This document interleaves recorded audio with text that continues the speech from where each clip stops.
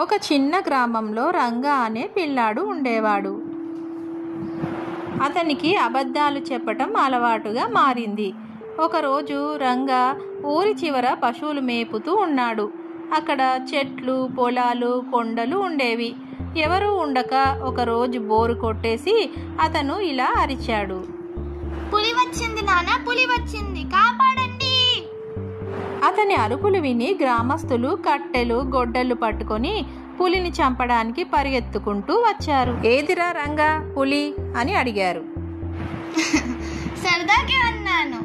గ్రామస్తులు అంతా కోపంగా చూసి, ఇది సరదా కాదు రంగా, జీవితం. అబద్ధాలు చెబితే నీ మీద నమ్మకం పోతుంది అని చెప్పి తిరిగి వెళ్ళారు. రంగా మాత్రం లెక్క చేయలేదు. కొన్ని రోజులు గడిచాయి. రంగా ఒంటరిగా పొలాల్లో ఉండగా నిజంగా ఒక పెద్ద పులి అడవి నుండి బయటికి వచ్చింది. అది నెమ్మదిగా మేకల వైపు నడుచుకుంటూ వచ్చింది. భయంతో రంగా, పులి వచ్చింది నాన్న, పులి వచ్చింది, కాపాడండి అని అరిచాడు. రంగా మాటలు ఊరంతా విన్నా ఎవ్వరూ రాలేదు. వీడికింకా బుద్ధి రాదు అనుకున్నారు అందరూ. పులి మేకలపై దాడి చేసింది. కొన్ని మేకలు పారిపోగా కొన్నింటిని అది చంపివేసింది.